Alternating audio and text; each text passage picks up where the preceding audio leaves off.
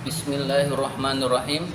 Kitab Fathul Qorib halaman 31. 1 2 3 4 baris keempat. Baris keempat dari atas. Bismillahirrahmanirrahim. Summastadroda. Kemudian melanjutkan. Siapa yang melanjutkan? Al-musannifu, musannif, pengarang kitab. Kemudian pengarang kitab ini melanjutkan lizikrima, untuk menyebutkan apa-apa, untuk menyebutkan apa-apa, hakuhu yang haknya itu, hakuhu yang haknya itu, yuzkaru disebut, yuzkaru disebut, fima di dalam keterangan, sabako yang telah lewat, sabako yang telah berlalu, fi fasli di dalam fasal, mujibul husli, pasal tentang mujibul husli, yang mewajibkan mandi. Jadi ada pasal yang mewajibkan mandi. Sebetulnya boleh lebih tepatnya itu disebutkannya keterangan ini di pasal mujibul husli, tetapi diakhirkan oleh musannif gitu. Tidak jadi masalah. Nah, ini keterangan dari ini. Keterangan dari pensyarah. Nah, jadi ini oleh pensyarah, ini lebih tepatnya di fasal mujibul husli.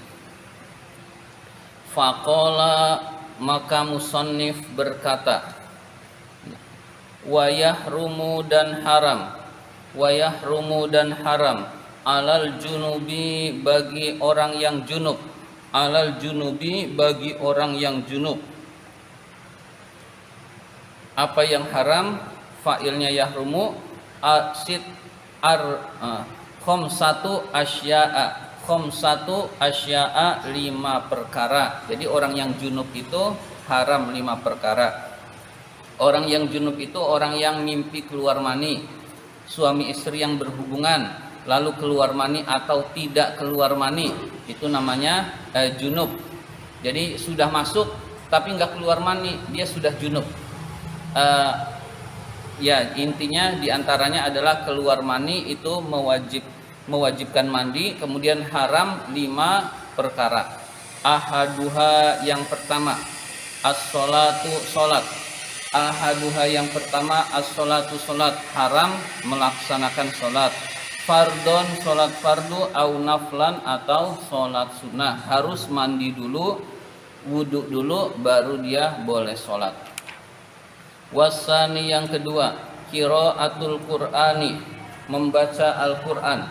Jadi haram membaca Al-Qur'an. Jadi haram membaca Al-Qur'an. Kan enggak megang, meskipun enggak megang tetap haram. Jadi tidak boleh membaca Al-Qur'an. Ghairi mansukhit tilawati, bukan yang telah dimansuh bacaannya. Di dalam ulumul Qur'an ada nasikh mansuh.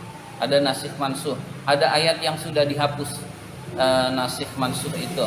Nah, bukan ayat yang mansuh yang telah dihapus, dan itu sedikit jumlahnya.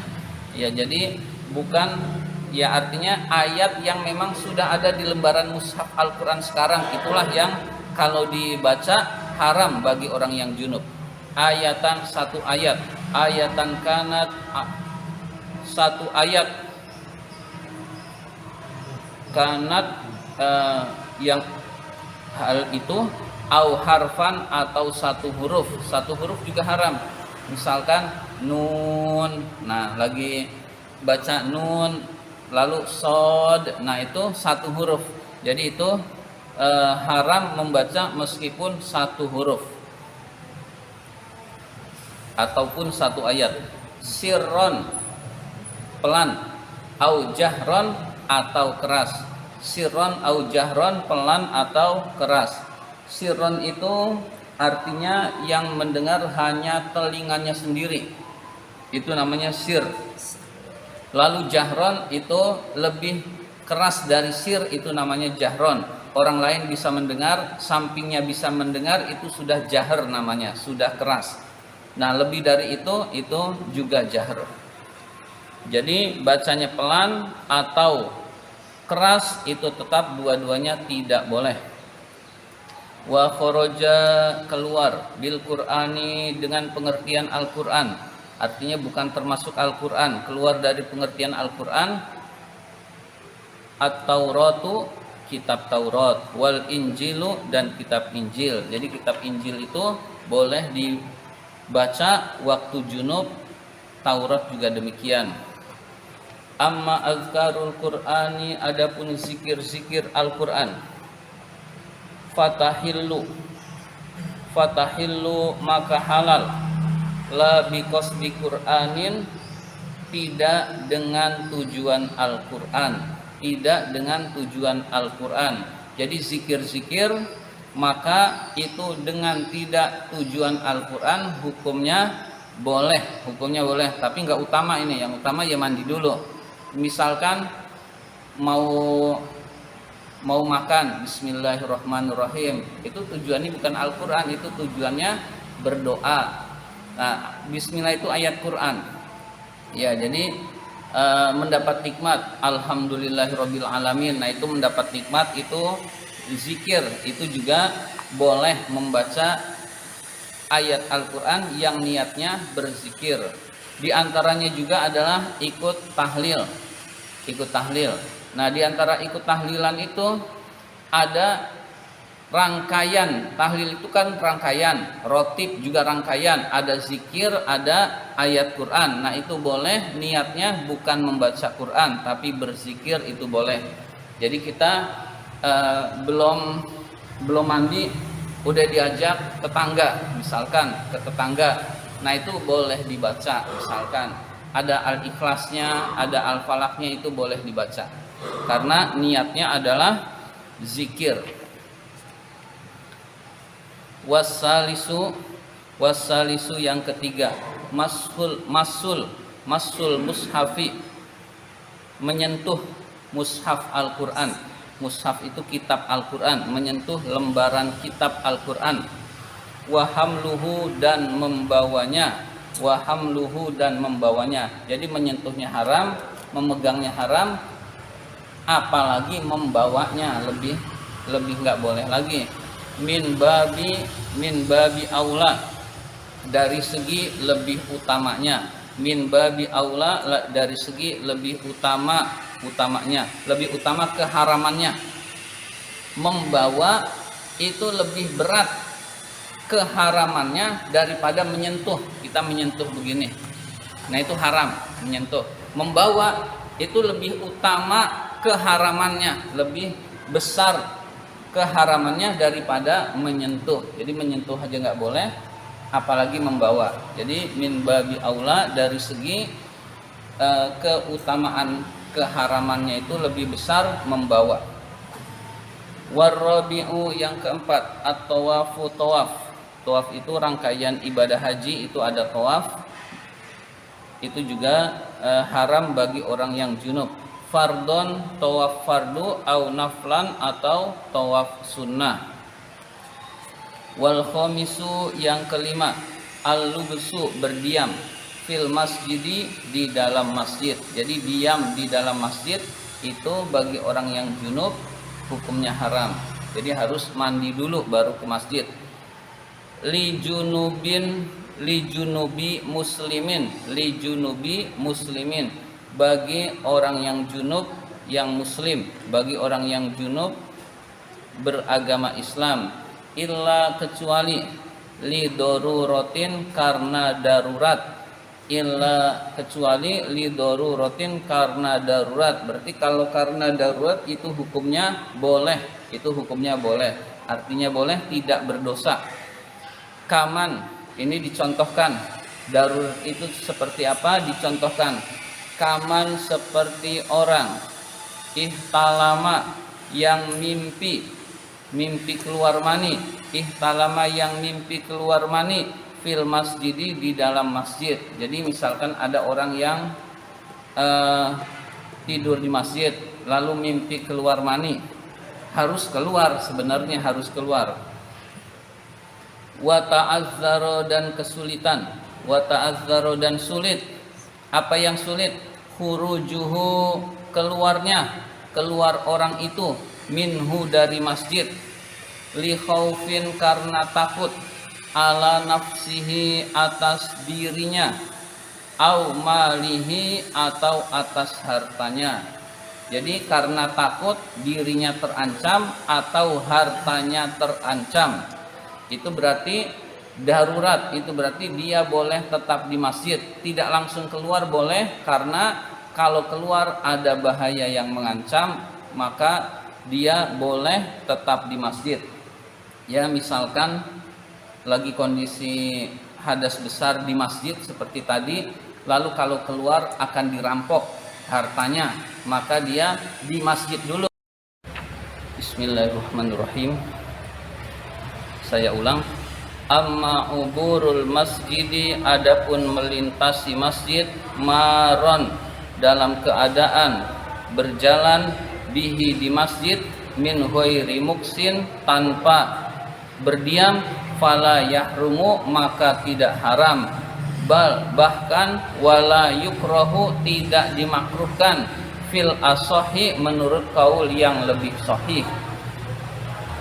Wa taraddudul junubi, bolak-baliknya orang yang junub, fil masjidi di dalam masjid, bimanzilatil lubsi sama berkedudukan orang yang diam di masjid, berkedudukan diam di masjid. Jadi nggak ada keperluan dia bolak-balik, nggak berhenti, tapi muter-muter, maka dia termasuk al-lubsu, yaitu berdiam di masjid, maka hukumnya haram. Jadi nggak ada keperluan dia mondar-mandir di masjid, lalu ditanya kan nggak diam, nah tetap hukumnya haram kalau dalam keadaan junub. Jadi berdiam di masjid, lalu orang yang bolak-balik muter-muter di masjid, di dalam masjid juga hukumnya sama seperti berdiam di masjid, hukumnya haram. Wa kharaja, keluar dari pengertian, wa kharaja dan keluar bil masjidi dari pengertian masjid, al madarisu madrasah-madrasah, warubatu dan asrama pondok pesantren, warubatu dan asrama-asrama pondok pesantren. Jadi madrasah, lembaga pendidikan, pondok, asrama itu tidak termasuk masjid.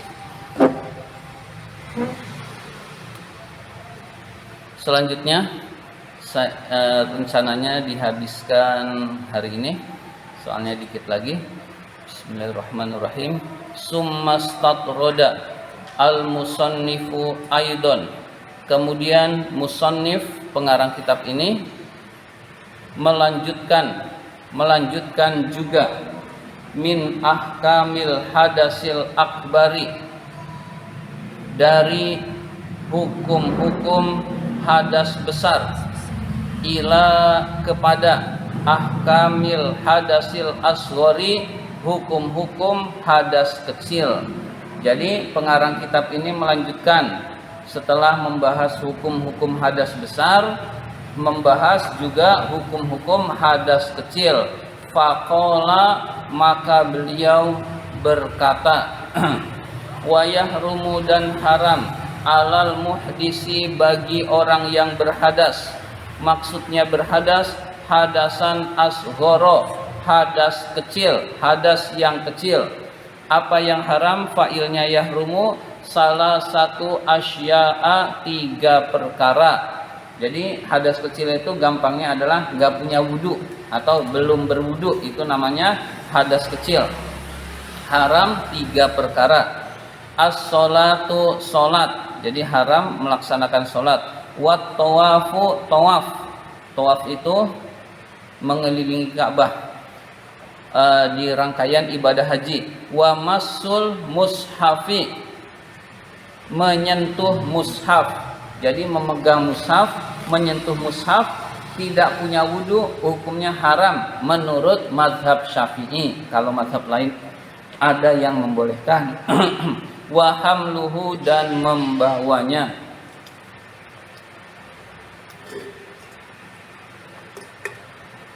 Iya, dan membawanya. Wa kaza, begitu juga. Kharitatun, kharitatun itu peta, kita terjemahkan kantong atau tas. Kharitatun, kantong. Wasundukun, kharitatun, kantong atau tas. Wasundukun, dan kotak, kotak dari kayu biasanya. fihima yang di dalamnya ada mushafun mushaf. Jadi ada kotak isinya mushaf, maka kotaknya juga nggak boleh dibawa. Ada tas di dalamnya ada Al-Quran, maka tasnya tidak boleh dibawa, harus wudu dulu gitu ya. Jadi ada yang berpikir nggak nyentuh ini di dalam tas nggak boleh juga, nah, seperti itu. Jadi harus berwudu dulu. Beda kalau nanti udah wudu di jalan, nah daripada terlantar kita bawa, itu darurat, itu tetap boleh. Maka hukumnya orang seperti itu cari masjid, berwudu, lalu berjalan lagi. Ya kalau di bis ya tunggu sampai bisnya berhenti atau sampai turun dari bis. Wa yahillu dan halal hamluhu membawanya fi amtiatin di dalam barang-barang. Di dalam barang-barang itu maksudnya ma'a amtiatin, bersama barang-barang. Jadi kita belanja, di antara belanjaan kita ada Al-Quran, maka boleh dibawa. Kita beli Al-Quran dan kitab-kitab dan buku-buku, maka hukumnya masih hukum barang-barang. Kalau udah sampai rumah udah beda lagi. Jadi maka itu hukumnya boleh. Kita mau belanja Al-Quran, lalu kan otomatis kita bawa. Nah itu nggak usah berwudu dulu, bawa aja sampai rumah. Baru sampai rumah itu sudah harus berwudu di situ. Jadi kalau belanja, pertama kali belanja itu tidak harus wudu. Jadi kita ke toko buku, beli Al-Quran, ya kita bawa dulu. Nah habis sampai rumah, nah baru saat itulah harus berwudu berlaku begitu. Iya, jadi kita belanja baik bersama barang-barang atau yang dibawa itu memang hanya Al-Quran, tetap hukumnya boleh. Lalu udah sampai rumah, berarti setelah itu baru berwudu untuk pengambilan dan pembawaan. Wa yahillu dan halal hamluhu membawanya fi amtiatin di dalam barang-barang atau bersama barang-barang. Wa fi tafsirin dan di dalam tafsir aksaro yang lebih banyak minal Qur'ani dari Al-Quran. Umumnya kitab tafsir, umumnya kitab terjemah, tulisan tafsir lebih banyak daripada tulisan Qur'annya. Umumnya kitab terjemah, tulisan terjemah itu lebih banyak dari kitab Al-Qur'annya. Maka memegang tafsir atau terjemah Al-Qur'an tidak wajib wudu. Artinya boleh tanpa wudu, boleh asal terjemahannya.